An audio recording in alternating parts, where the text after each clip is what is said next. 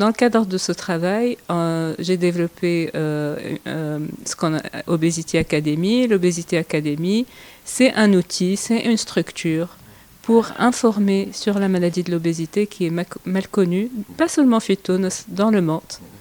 On a souvent pensé que c'était un problème de personnes qui mangeaient beaucoup, qui ne bougeaient pas. Ça n'est pas vrai.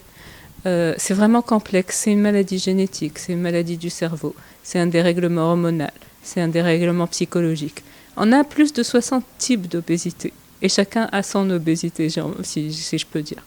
Donc, Obesity Academy, elle accompagne les patients pour comprendre la maladie, elle accompagne des professionnels de santé dans la formation continue ou dans la formation tout court.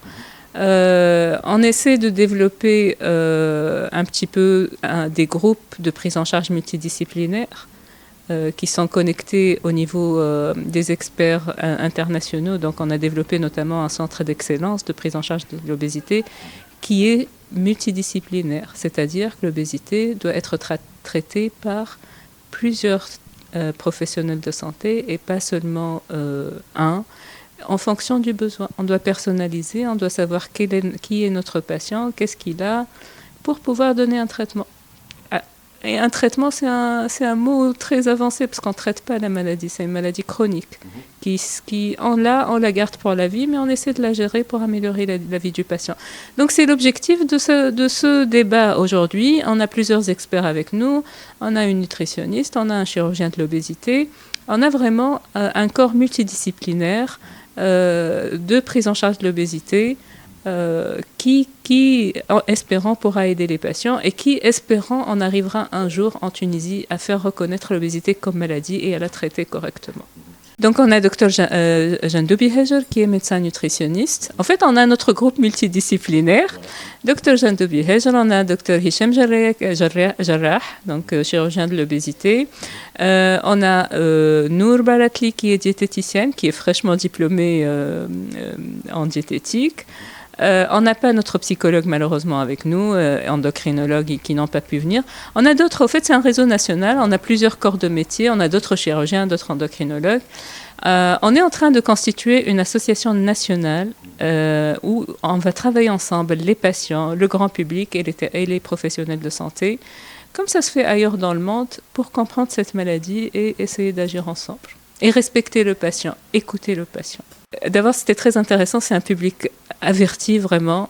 On a des professionnels de santé, on a aussi du grand public, des adultes et des enfants. Donc ça, c'est vraiment extraordinaire. Dès l'enfance, on commence à sensibiliser et à dire aux personnes que ce n'est pas leur faute.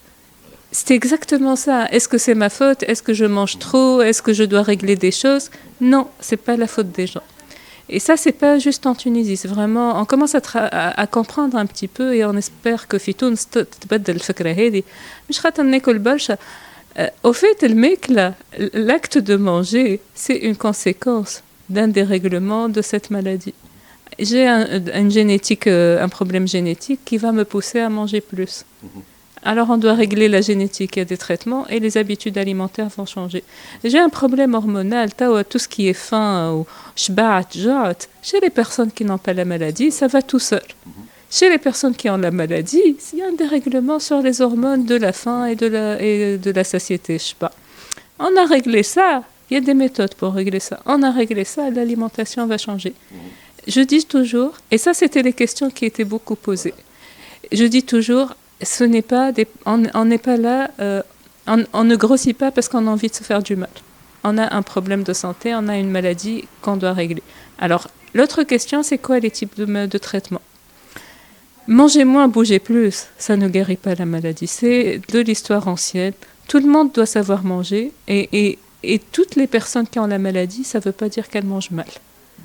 Donc, tout le monde doit composer son assiette, se faire aider s'il a besoin, pour la santé, pas pour le poids, pas pour le...